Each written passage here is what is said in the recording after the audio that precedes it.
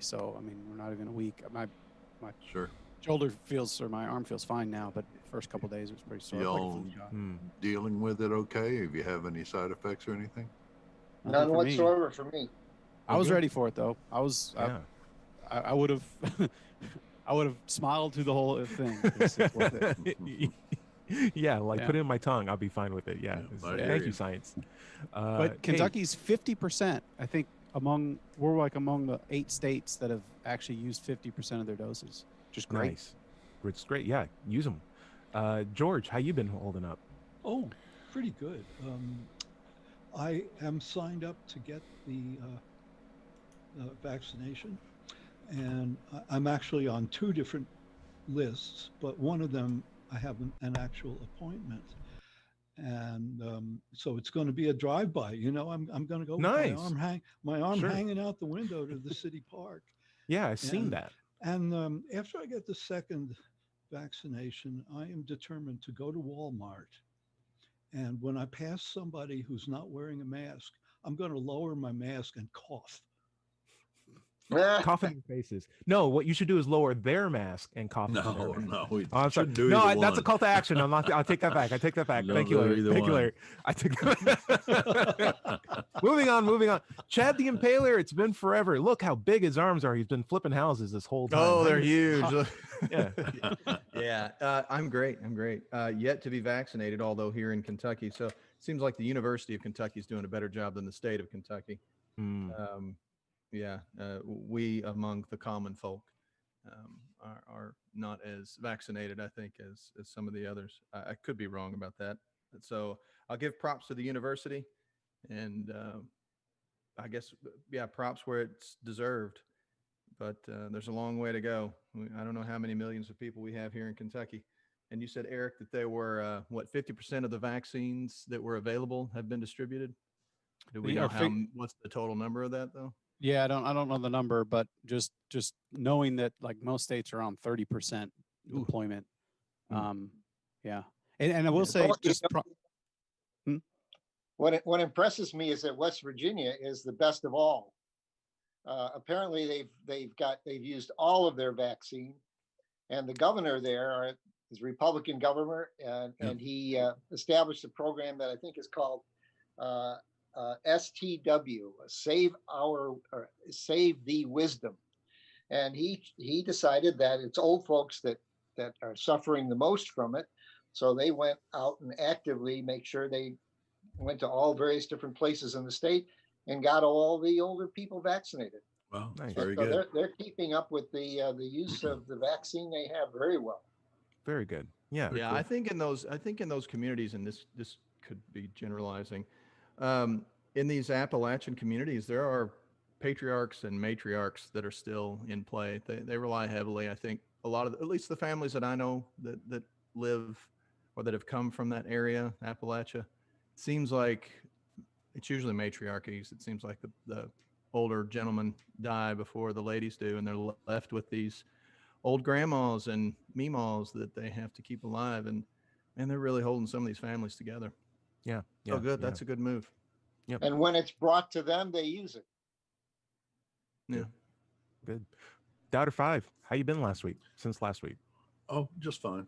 I haven't signed up any lists for a vaccine. I'm 70 years old, so I would think I'd probably be one of the first vaccinated, but I depend on the VA, excuse me, the Veterans Administration to contact me and sign me up and get me on it, but they have not done that yet. So I'm going to have to be proactive starting Monday and call them up and say, hey, what gives? Absolutely. Get in there. better wait till Tuesday. I have Wait signed till up myself. Tuesday? Why? MLK, I'm okay. Martin Luther King Day.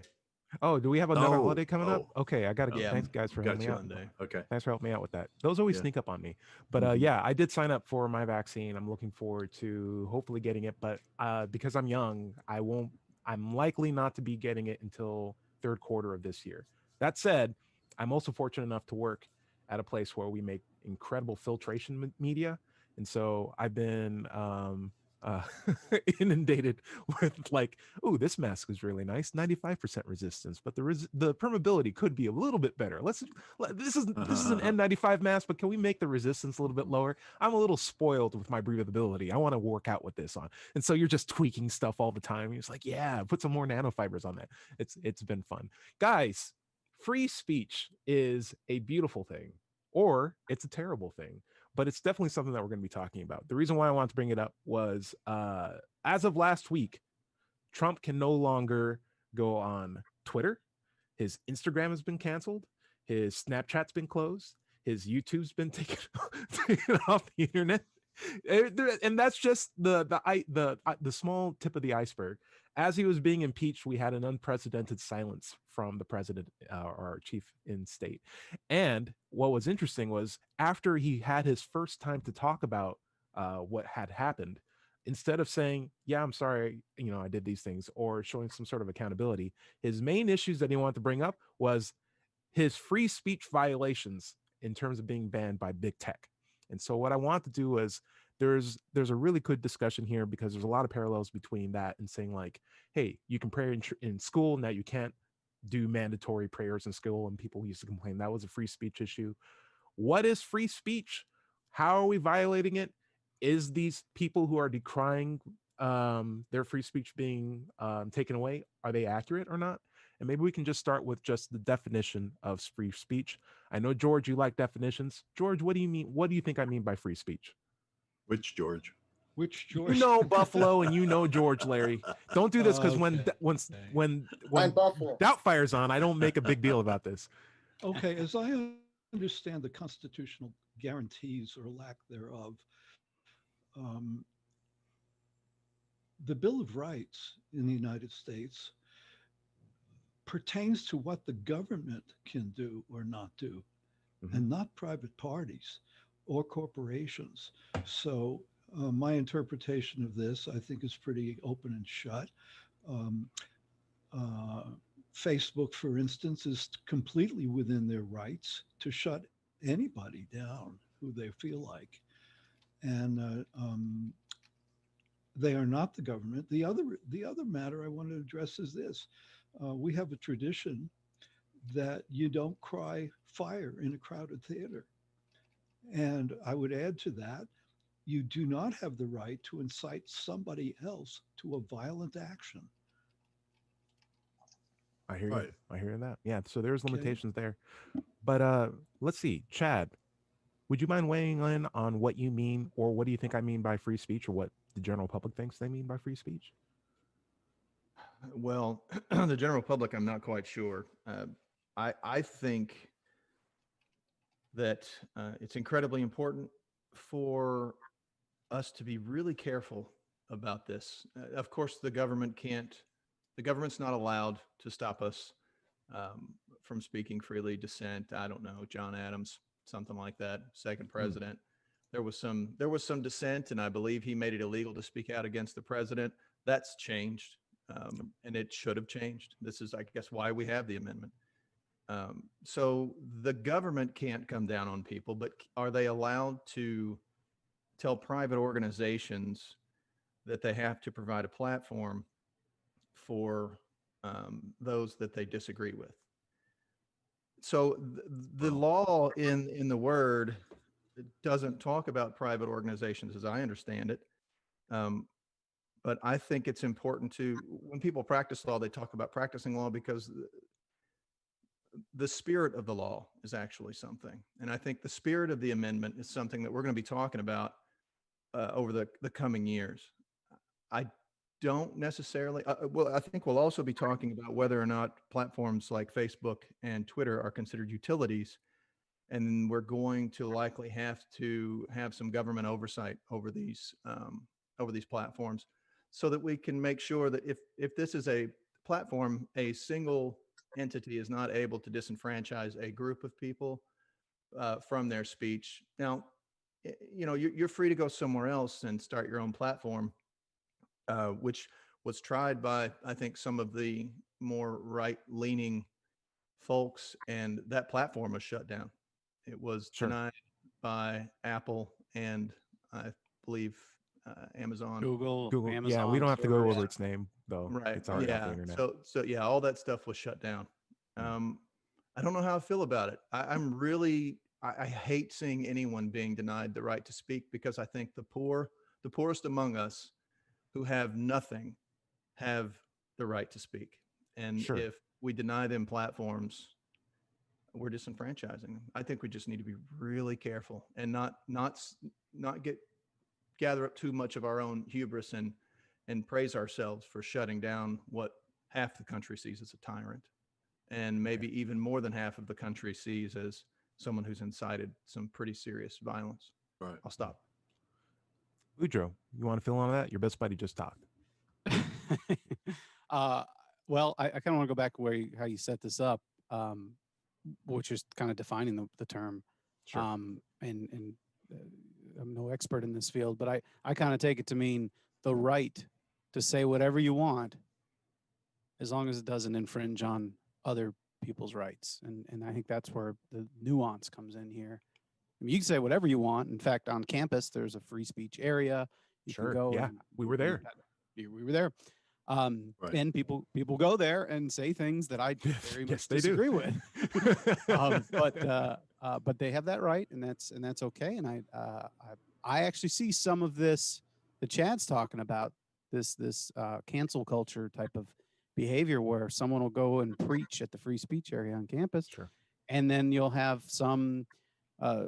Typically it's a gay rights group come out there and shout louder and get in his face and surround him and put signs up and block his camera. And Sure. it's like, well, yes, but we gotta be careful here. Again, I think this whole thing is nuanced, and I'm really curious what the conversation is going to be about deplatforming people, because it sets a crazy precedent that. Sure. I mean, the second that it happens to us, all of a sudden now it's bad. Yeah, there's that too. I want to hear from Dread, Buffalo, and Doubter 5 next. So Dread, how about you? How do you feel about this? What do you defines free speech and the topic and the general conversation today? He's still on mute, even though he muted himself. That's weird. Having some hard times. There you go. No. Sorry. Yeah. No, I agree with the definitions already given. I'll add sort of anecdotally that I'm sort of still in the midst of a bit of a cancel culture campaign by someone that disagreed with a post I made on a Facebook channel, who had tried to have my license revoked from my real estate broker, who had tried to have me kicked off a foundation that I work for, and it's just been making my public life here in this small town something of a headache. Sure. And I've taken to fighting back now, to the point of civil proceedings. So I get it. I mean, the cancel culture is so freaking hostile, and it's nasty, and it's horrible to see that people who you walk past in other situations have the ability to do this, to be that kind of person, to be that mean, and to treat people that disagree with them with such anger and hostility. It's really nasty. What's cancel culture mean? Yeah. What are all these hip terms you're talking about, Dread? We aren't down with your jazz. Well, Youngsters. Cancel culture is essentially is trying to erase someone from public. I mean, to go after me and my job, to go after me and my public image, based on something that someone can't even have the decency to have, a debate with me in public or debate in private. It's rather than try to solve a disagreement or address a difference in opinion, it's just, we're going for the jugular, man, and we're taking you down no matter what. And that's Dread, what cancel culture is. A lot of ad hominem attacks. And I do want to head into George's perspective on free speech while we still got time. George, how do you, Buffalo, what do you feel free speech is, and what do you think of the general tone of the conversation so far? Yeah, it's to me, it's a very sticky issue. But I'd just like to speak to the cancel culture aspect, which I think we used to call Machiavellian character assassination, and that somehow that has to be dealt with. But I guess overall, I'm waiting to see what happens when the issue of whether or not Twitter and Facebook and so forth have the right to simply cancel out a group, and how that's going to be handled in Washington by the Congress, or is it going to be a stalemate for years to come? It's a very sticky issue. How about just on free speech? What do you think free speech is?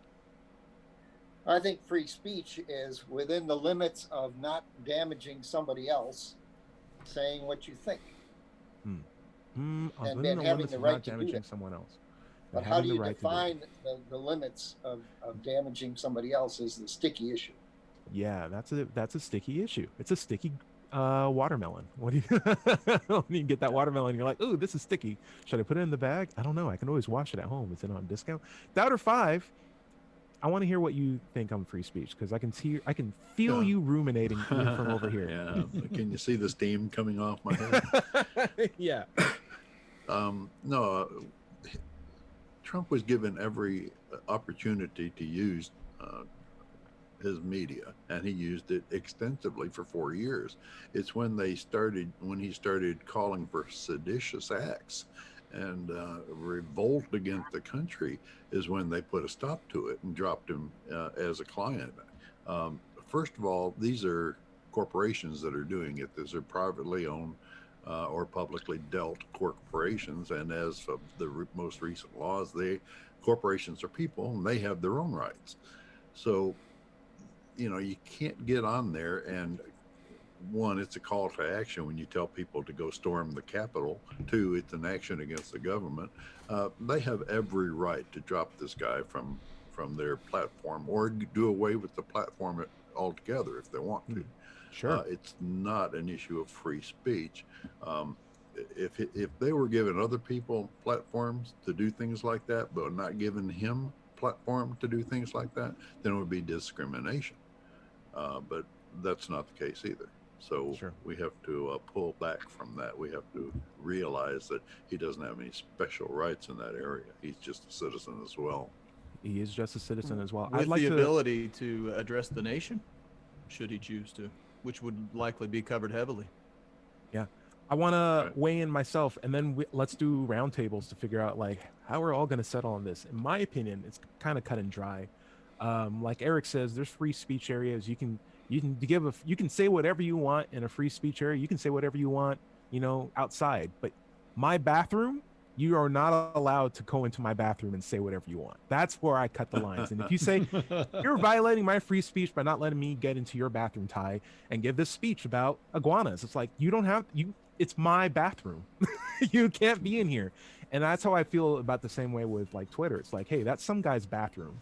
And he's been nice to, some guy for the last 4 years, and he has a terms of policy, and it's a TOS that he made with his own team of lawyers. There's things you can and can't say on Twitter. And if you violate those terms and conditions, you are kicked off the platform. It's not an ambiguous thing. It's a cut and dry contract. And I feel like when you have someone who is inciting violence, as we had seen just last week, that's a call to action for people to say, we need to hold someone accountable. This is the person that did this. What's the best course of action, and what kind of conduct do we want to set as an example for the other people who share this platform? Because if we let this slide, the next person who says really either seditious things or really violent or hateful things against people of color or women or things like that, they get to slide by because we just let some guy incite a bunch of people to storm the nation's capital. One last point. I think also we elect people to represent all of America, not just private groups or small sections of America. And I feel like what was being said by the president, particularly towards the point where it was already obvious he was losing the election, was not in the benefit of all Americans and was in fact just a benefit to himself. And I feel like at that point, we have to start asking ourselves, is the person that we have in charge, who is voicing his opinion to the public, is what he's saying harmful beyond just the violence that we saw last week, but in terms of like our nation's national security and our ability to conduct ourselves with reason and respect on a daily basis? Or is that actually going to be hurtful?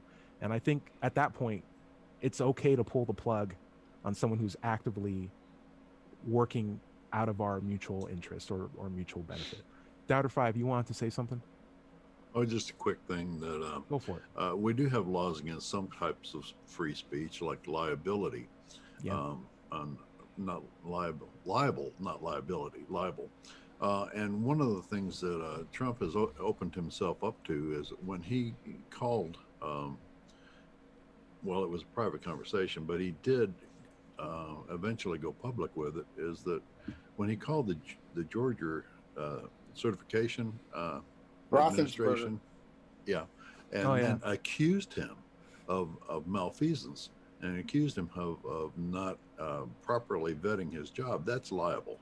Yeah. And also threatening him with legal action if they didn't find the. And he has recourse. He has legal recourse. He can take him to court and on a private lawsuit, and maybe even a state lawsuit to challenge him on that and maybe get punitive damages from it.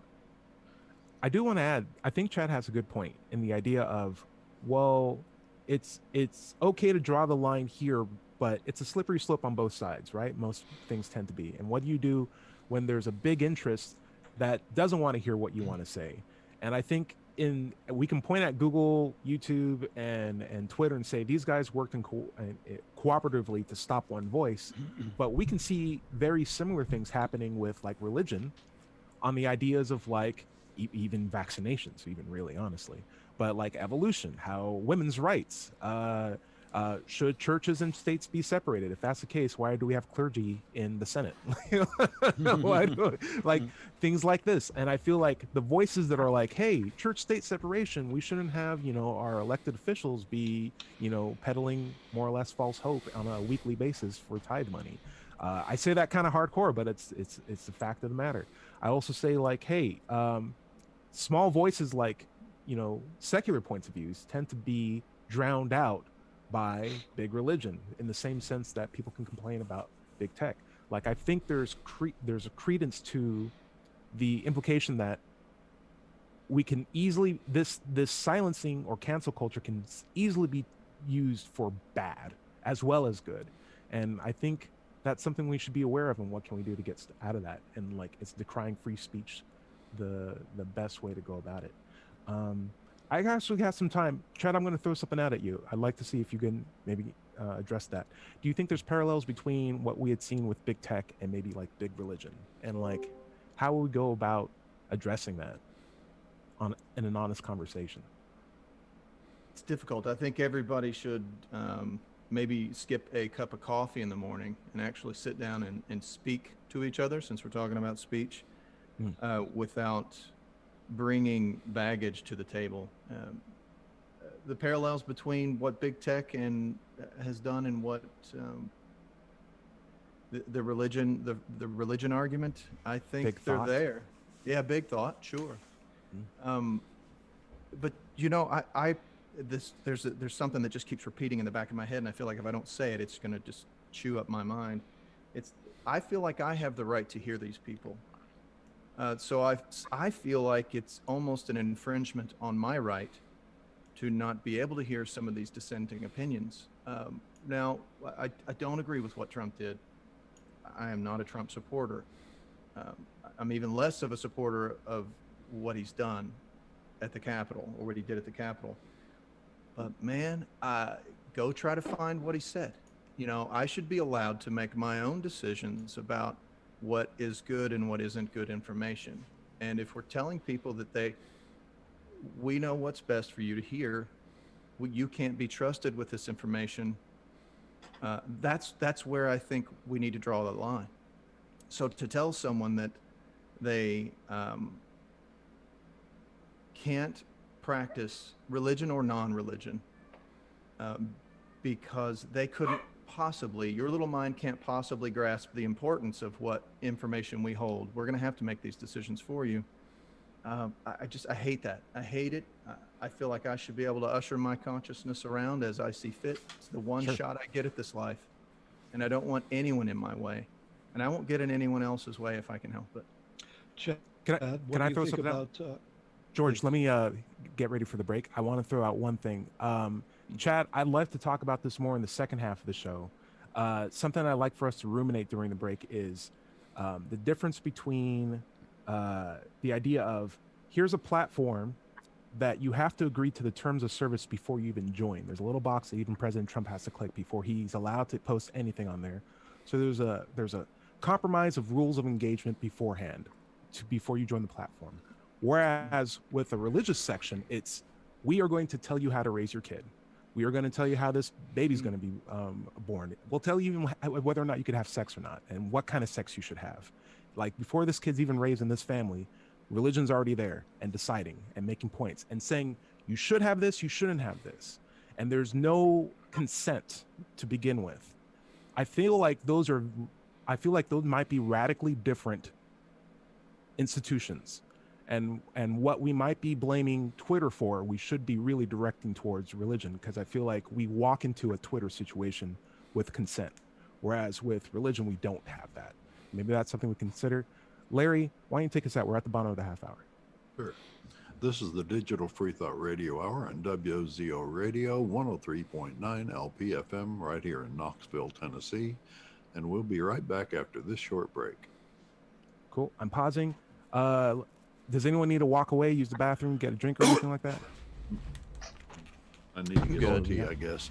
Yeah, Cool, sorry cool. if I seemed a bit off, unable to process what it was you were trying to get me to process, Ty. No. I think this is good. And it's also rare that we have, like different wavelengths of opinion. I don't think there's like a spectrum. I just think, there's different bands on a radio, and it's good to have these kinds of conversations. I've been trying to get some points in. And Yeah, that's you're waving gonna be my hand. You're going to be on the spotlight. It's always hard when we have more than like 4 people on a call, because then it's just like, okay, we really gotta let everybody talk. And so like, boom, boom, boom, boom, boom, boom, boom. I'm just going down the boxes. And George, I have, I think I was on a lot more before you started getting on, and I had a really bad habit of going long. Eric and I host summits once a month where we go sometimes 6 or 7 hours in an evening with a You group sure of do. anywhere from 4 to 12 people. And I'm not used to the platform. So I apologize if I'm eating up any time that you. No. In my head, there's long talkers. I'm one of them. Yeah. Probably the most egregious. What are you talking about? What is the event? Or They have a hangout in Eric's home. He's actually in the place where they have it, and it's called the Summit. And when I was doing SE in Kentucky, he invited me over to his home to have these conversations where it's just essentially a free-for-all, where there's like a topic thrown out and just a bunch of people talk about it, but there's no conch, if you forgive the Lord of the Flies reference. Anyone can talk at any time, and it is both it is a wild animal of critical conversation. is this on Zoom? We haven't No. recorded them because it locks people, it shuts people down. We're Yeah. very, very we tackle topics that you wouldn't dare post on Facebook. Yeah, it's a Right. big We don't want, some of these people don't want the heat. We talk about things that, okay, it's a space where you're allowed to come and think out loud and bounce ideas off of each other. It's really, I don't know. I think about ancient philosophers getting in a room and doing this with each other. Not that we would really compare ourselves to those. I think but it's more like Fight Club, but it would with be philosophy. like Fight Club with ideas and philosophy, right? Yeah. Yeah, bring your idea, bring it to the mat. Yeah. Yeah, get Chad, ready to where are fight you your first day. Where are you located? I live in Lexington, Kentucky, like Eric. Okay. I'm And about I used to 5 live there. George's iPad, where are you exactly? I'm in Lexington, out a small town outside of Lexington. Okay, that's what I thought. Yeah, Are you in Kentucky's the Richmond? new epicenter of philosophy these days. That's right. But I come Okay. from New York originally, so I've got a northeastern background, and then I came to Kentucky. Nice. Sure. George is also from New York too. All right. I'm from Brooklyn. You from Brooklyn? Right. Now, Brooklyn and Buffalo are Oh, forget very about it. far apart. Yeah. Yeah. No, wait, Brooklyn's like, or what have you. That's what they say in Brooklyn. It's like, I'm eating some breakfast burritos or what have you. Yeah, I'm going down to the Walmart or what have you. It's like, yeah. Okay. But I lived on Long Island for 9 years. So Now I hear yeah. it. Hey, Because Long Island, I lived the on island part of Long Island begins with a G. Yeah. Long Island. On. It was, Long Island. Long Island. put it in the refrigerator. Okay. All right. Anyway. Everyone ready to keep going? Yep. All right. Larry, I'm going to give you a 5 count. Okay. 5, 4, 3, 2. Hello and welcome back to the second half of the Digital Freethought Radio Hour. I'm Doubter 5 and we're on WOZO Radio 103.9 LP FM right here in Knoxville, Tennessee. Today is Sunday, January 17th, 2021. Let's talk about the atheist and freethought groups that you can join right here in Knoxville. First, there's the Atheist Society of Knoxville. ASK was founded in 2002. We're in our 19th year now. ASK has over 1,000 members, and we have weekly Zoom meetings during COVID. You can find us online on Facebook or going to knoxvilleatheist.org. Or you can go directly to Meetup or Google and just type in Knoxville Atheist and it'll find us. By the way, if you don't live in Knoxville, you can still go to Meetup and search for an atheist group in your town. Don't find one? Start one. Right. Another large free-thinking group here in Knoxville are the Rationalists of East Tennessee. RET is on Facebook and at rationalist.org. Go there and click up on upcoming events to see what they're up to. Earlier in the show, we said we talked about Knoxville Atheist Video Show. Well, it was called Freethought Forum Knoxville and was on public access TV for 10 years. And you can find their archive by going to YouTube. That's Freethought Forum Knoxville.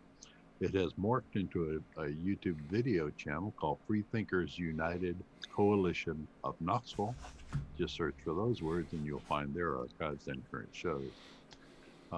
Also, if you're interested in becoming involved with the TV or this radio show, just come to an Ask Meetup, RET Facebook page, ASK Facebook page, and let us know about it. You could be our next guest. With us today on the show are Wombat, Boudreaux, Chad, Dread Pirate Higgs, and George 1 and George 2, or Buffalo as we call him. Where do we want to pick up there, Wombat? So we're going over latest purchases on Amazon, and I got a lot of really cool things. I even got myself a really, really nice tiny little fan, and it's such a fan! What a fan, what a fan, what a fan, what a mighty good fan! What a mighty, mighty good fan. Hey, guess what? We're going over listener feedback today. There you go. We got a lot of comments on last week's show, which was called Done with Trump's Gaslighting, and we're going to go over some of them today. Feel free to leave a comment. We'll go over them on next week's show. Addison369 says, hey, gaslighting, by the way, is done with the intent to make the victim feel less confident or more confused and therefore be less of a challenge or easier to control for the gaslighter. Just FYI. And I think we can see some examples of that. There's definitely a history of news editorialism that's become more prevalent and has made people a bit more skeptical of what our leaders are saying, or makes it harder for people to get true information. And that's always been an issue, especially since 24-hour news has been around. Ashley Williams says, lol, I love the ending, guys. Thank you. Keep it up. Thank you, Ashley. Comparative Reasoning says, hey, that was a great episode. At the opening, I was a little annoyed with the talk about the DC coup. I think the overlooked thing was that it was more of privileged versus privileged in DC. I see this coup as people more or less trying to do the right thing, but for the wrong reasons, and therefore it made it not well at all. What do you think about the coup attempt being mainly privileged versus the non-privileged? And if this comment is good enough, I will make a video where I scream, where is the love, where's the love, where's the love? Yes, I know where that song came from. It was a highly political and social commentary song that sadly led to nothing beyond head nodding. Well, you know what? Elefunk was a jam. Still, either way. And I think it's always cool to have songs that aren't love songs. It's just, spice it up. But what I think generally about the coup is there was the idea of, hey, compared to the summer protests where there were peaceful protesters in Lafayette Park saying, hey, our lives matter, we're being subjugated by the government, and the government responded with intimidation tactics, with helicopters flying over them, National Guard troops being out, pepper sprayed with rubber bullets, arrests, zip ties, and then flip to just last week, and you have 30,000 white people storming the Capitol, and there's officers taking selfies with them on the first floor, where they're chasing black officers or Capitol Police officers up flights of stairs just a couple floors above that. They're helping people out of the building. They're escorting them down the stairs. There's just a very big disparity between how people are treated based on how they look in America. And I feel like, if anything, this coup has been a magnifying glass on what's already been an issue with U.S. in terms of like international outcrying of like, hey, we call ourselves number one, but that's only if you look a certain way and when you live here. And I think it's an important thing to consider. Just going over the last comment we got from Data's Trading Room. If the president has the power to use the military to take over the country and the law allows for this, then you guys are toying with fire. I hear this before every U.S. presidential election. If something can happen, it will happen sooner or later, unless people can prevent it. We can probably lead off with this. I think the idea of, if we have a guy who's willing to post things on Twitter, how long will it be before we have a guy that uses more established red tape and means of power to enact their power? Because we were lucky that Trump did not have military support, but he could have easily been a bit more persuasive, a bit more suave, and used back channels instead of this public platform to try to maintain his power. Now we would have been in real big problems, because that actually does happen in the world. You can look at Venezuela, you can look at many other successful dictatorships who would never take a chapter from Trump's book, but who Trump has taken many chapters from other people's books and just was not as successful. George, I want to weigh on you. Go on ahead and say the thing you were trying to say beforehand, and then what do you think of the idea of, like, was the ban a good thing or not a good thing on social medias? I think what we're going to find from this is some legal definitions to apply to social media platforms, because we've never had them before. We have the question, and this has come up already in other contexts. Is Facebook, for instance, a common carrier, or are they a publisher? And my answer to that would be they are neither. There has to be a third category created for this type of a platform. I think in my own case, I view Facebook as a de facto common carrier, because it is an essential factor of society now. If I want, you say that even though you don't even have a Facebook account. I'm okay. We're on radio. I'm not going to say a certain word. George is very anti-Facebook. He's like, don't put me on that Facebook. Forget about it. I am anti-surveillance, and Facebook is a surveillance business. Absolutely, yeah. That's a lot of people don't realize that. Facebook account for that reason. I have worked in high tech, and I know how easy it is for for a website to adopt a surveillance methodology on its users. And so I'm very sensitive to this. And for me, to not be on Facebook is to be isolated. It's to be expunged from the culture around me. So I've paid a very dear price for this.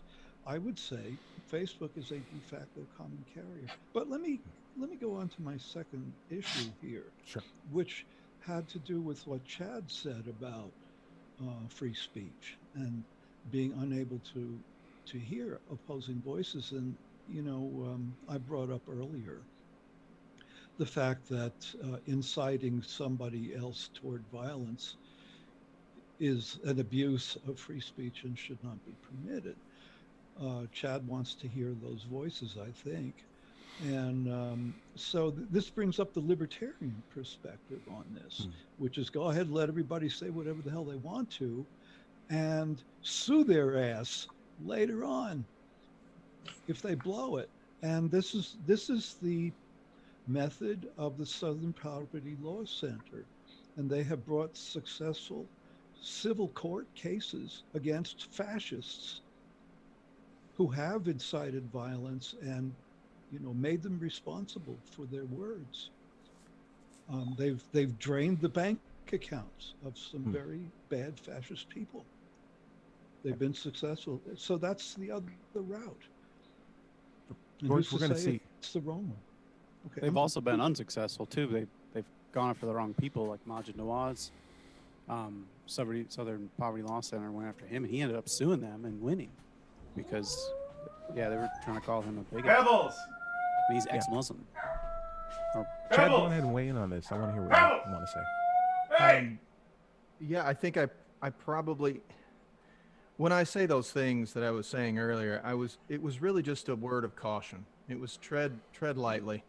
This is not something that we want to just say, yeah, hoorah, let's get rid of as much of this free speech as possible, because I think Rogan just had the former head of the ACLU on, and he was talking about this exact thing.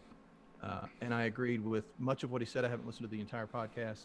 It's over on Spotify. Go get it. It's fun. It's good.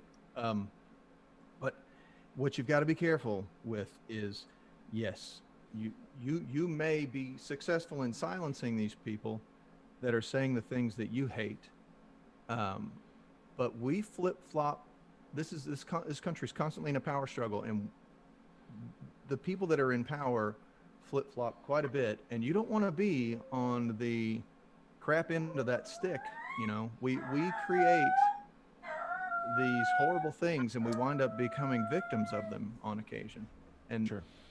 We just have to be careful. That's all. And I do want to hear dissenting opinion. I do not want to be in a silo. I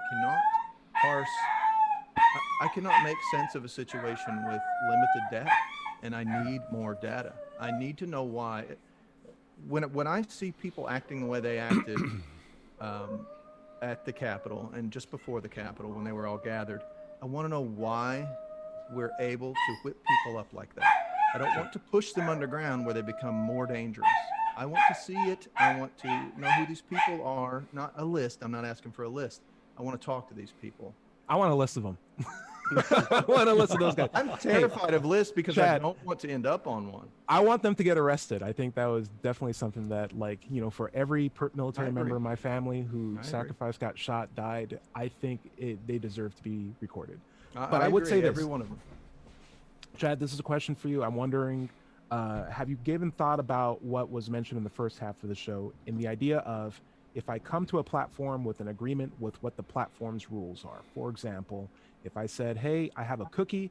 If you take this cookie off this plate, I won't let you, we can't play basketball anymore. And there's like, well, I have free rights to cookies and you eat the cookie. I'm like, you just ate the cookie. You can't play basketball with me. It's like, that's a violation of who I can play basketball with. It's like, no, we had this agreement ahead of time. Yep. You broke it and we can't play basketball anymore. Yeah, versus, the only problem, go ahead. Sorry. Versus like the religious mindset where it's like, I'm taking everybody's cookies. I'm taking 10% of your cookie, and you don't have a say so. Like, I've already got your grandparents, I got your parents, and I got you. Yeah. I feel like there's a difference there. And there is.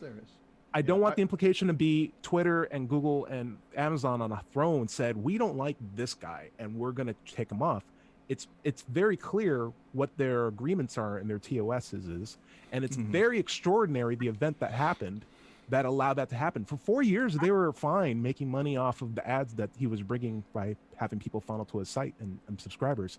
But when the Capitol got attacked, they said, that is an obvious violation of what we had set up as a contract. And I think we can look at this list in black and white, see he breaks it, and cut terms with this person, as we would anyone who would do the same thing. There's the rub. Just as long as we're making sure we're doing it with everyone that makes the violation. Sure. We're going to exercise it. We're going to put these laws in place so that we can choose to exercise our authority.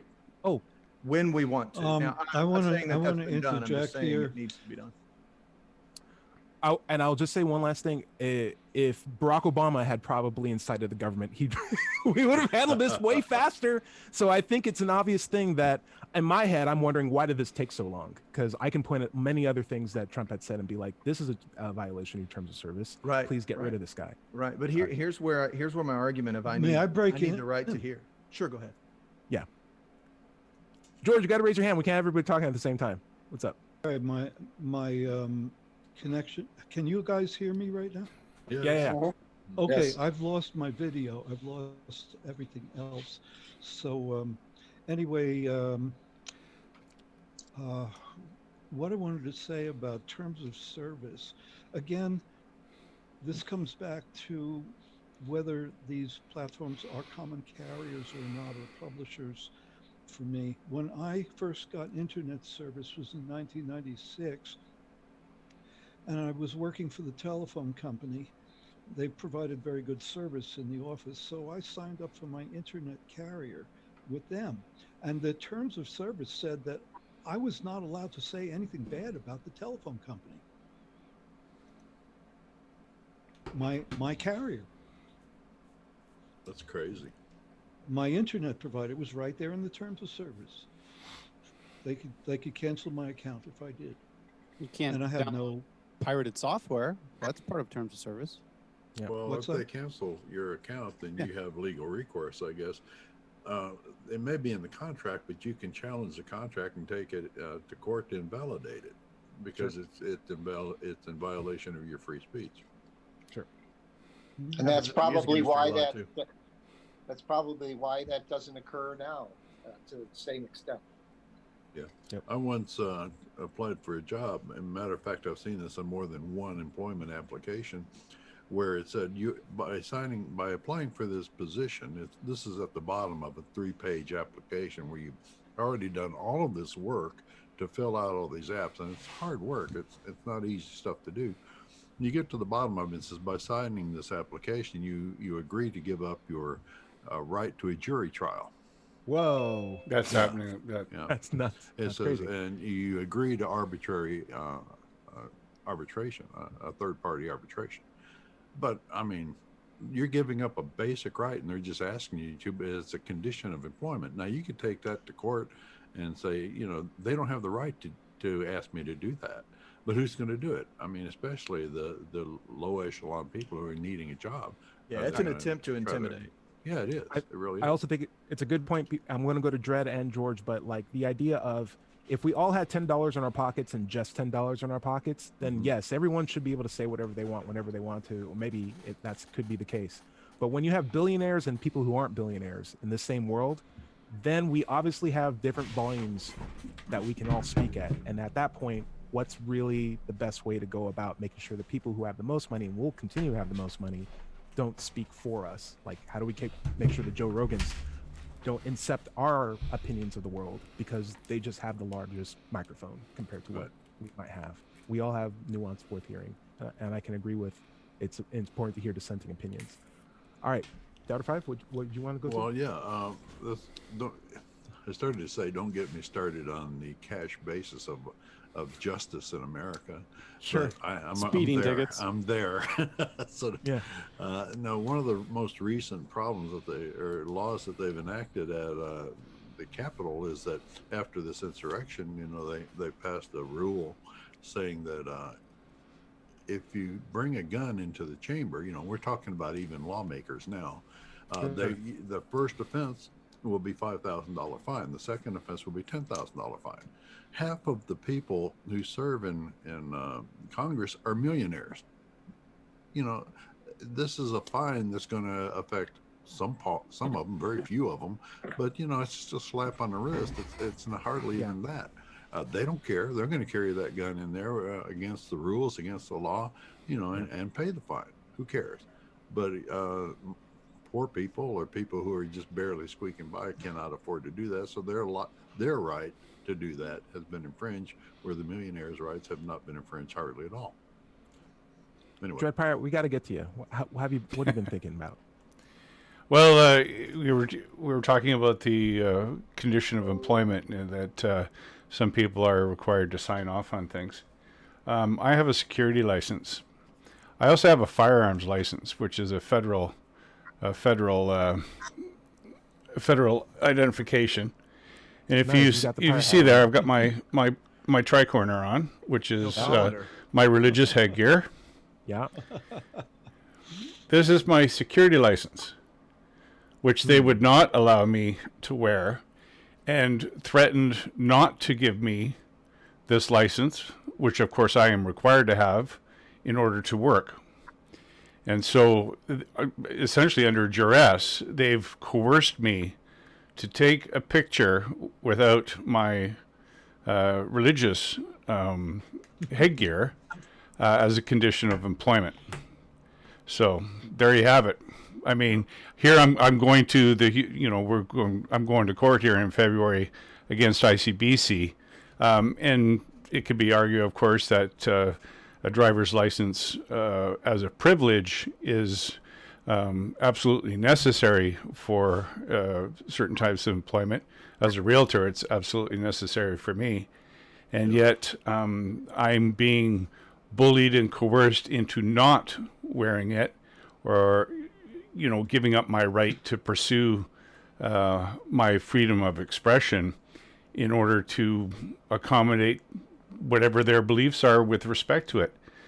Sikhs, of course, are allowed to wear turbans, and and all they have to do is walk in and identify. Walk in with a turban, and if you're of the appropriate skin color, guess what? You're in Lake Flint.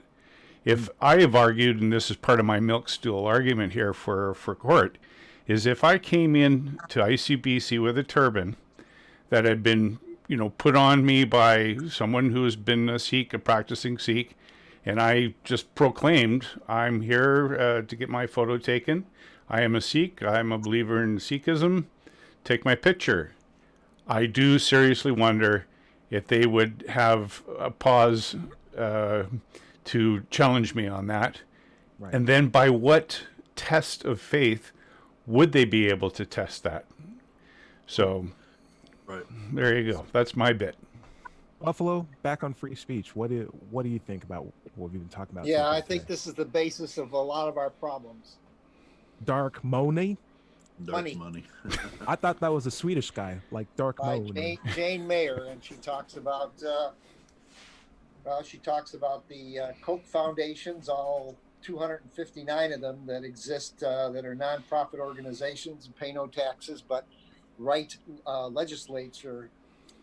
bills to and pass them around to state legislators to determine what they want, and they've got the money to back it up. Edelman's gone now, and one of the Koch brothers is gone, but we still have one more of them. So it's these people that have the clout and basically have a lot to do with money and justice in this country, in my opinion. Cool. I want to bring up some salient points. We still have some time, so how about this? The Bill of Rights, in my opinion, is a document that protects us from the government. It gives us rights so that we don't have to have repercussions from the government.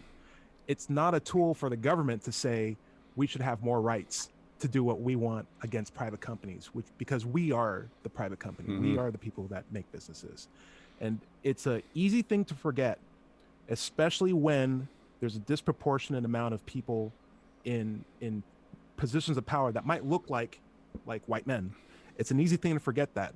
But if you don't look like them, if you don't look like the government that controls your life, it's a very, very poignant thing to always remember that your interests need to be protected, and you should be aware of them, because when the government wants those interests or tries to twist those interests into a narrative that protects them against you, that's a problem, because that's not what the Bill of Rights are for. That's not what free speech is for. It's for people, not the government. And so if a person of government says, this is a violation of my free right, I should be able to do this, like, you're the president of the United States, you're Congress, you already have the limitations. We can decide what we want, and we give you the power to rule over us. It's not the other way around. Let's see, Chad, what do you think about that? We'll just go. Chad, you like to go long? Let's go for it. I like to go long too. Yeah. So the rights, I think the government protects us from each other, and we make things like corporations and entities, and we're protected from all of these powerful groups. We're protected down to the level of the individual. So I think I focus generally on the power in the hands of the individual. Earlier you were talking about platforms and how, at least I read it like it was important to you that even the smallest person would have the same amount of voice, even though they don't in this country. And I think the internet, and as much as I have trouble with some social media, not platform specific, I think we as a species weren't ready for this. But I think really don't. I think it's important to protect everyone's right down to the individual and not break up into groups, because never has the individual had more ability or more power over their own voice and where it goes and how many people can hear that voice.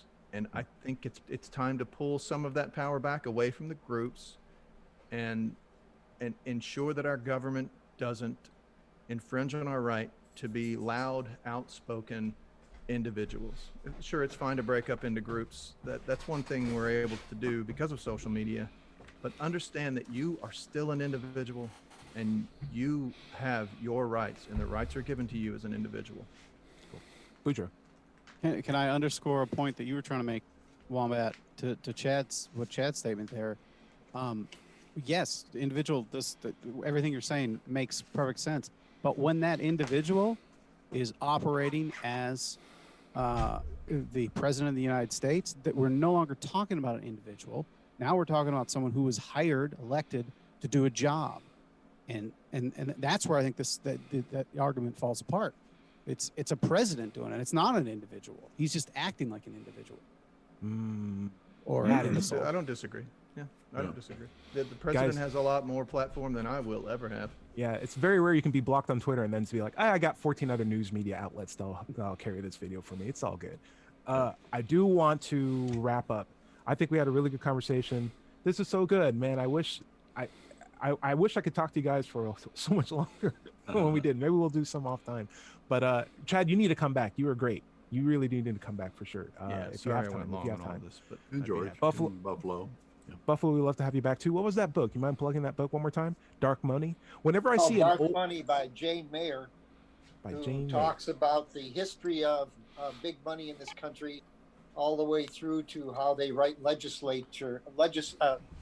bills and literally pass them on, sometimes to be used verbatim in state legislatures around the country. And it's all based upon protection of individuals or politicians and being successful in their primaries and that whole thing. Very cool. It's really quite good. Nice. Joy Parrott, where can we find your stuff at? So I broadcast this every Sunday morning. For me, it starts at 8 a.m. PST, and we do the whole hour live. We had 4 viewers today, so that's kind of good. Nice. Yeah, that's good. What are you talking about? That's amazing. And you can find that more than we've ever had. Actually, Loma has been pretty good. He comes on quite regularly, and Dada's Trading Room, he's been on too. But you can find me on YouTube at Mind Pirate, MINDPYRATE. And since George there plugged a book, I'd want to plug this book. It's called Empire of Illusion: The End of Literacy and the Triumph of Spectacle by Chris Hedges. So I can always put that in the chat. George, you got anything you want to plug? I do not. Totally fine. Eric, do you got any music? I'll make a little plug at the end. I'll make a little plug at the very end of the show. Okay. Boudreaux, you got any music you want to recommend for anybody to listen to? Well, we're putting the finishing touches on a original song that I'm working on with a buddy. He's actually writing it for his terminally ill wife. I played bass on it, and we got all that recorded. He's got it, and I'm just doing the drums now, and it's tough because it's punk rock. And I'm going to get in trouble on the comments for calling Majid Nawad's an ex-Muslim. I know it. Apologies. I misspoke. So it's fine. We welcome fire. We can handle it. Atheists don't burn. We all know that. Chad the Impaler, do you have a recommendation for tips for people who want to flip a home? What's the best way for them to do it? Don't do it. Don't do it. Yeah, this is taking a lot longer than I anticipated. Vet your contractors and then vet them again, and have at least have a bench at least 3 contractors deep, or be ready to eat up all or much of your profit. I've spent a lot of time waiting for contractors to call me or show up, and it's brutal. This house I'm doing is right next door, so it's difficult for me to not just go over there and try to do it all, and it's overwhelming. It's too much. So no, just don't do it. And I did also want to mention that Boudreaux and I we've made it a solemn vow to finally kick off our own series of podcasts, which we're going to record another one right after this. Yeah, I So give you a mic coming soon. recommendation. Yeah, like Yeah, I hope the mic turns out well. Okay, Yeah. so I'm Let's Chat on YouTube. You can find me on YouTube. Larry, why don't you take us out? And my own content is on digitalfreethought.com. You can find our blog there, the radio show archives, atheist songs, many articles on the subject of atheism. My book is called Atheism, What's It All About? It's available on Amazon. If you have questions for the show, send them to askanatheist@knoxvilleatheist.org, and we'll answer them on future shows. If you're watching this on YouTube, be sure to like and subscribe. This has been Digital Freethought Radio Hour. Remember, everybody is going to somebody else's hell. The time to worry about it is when they prove that heavens and hells and souls are real. Until then, don't worry about it. Enjoy your life, and we'll see you next week at 7 o'clock on WOZO Radio in Knoxville.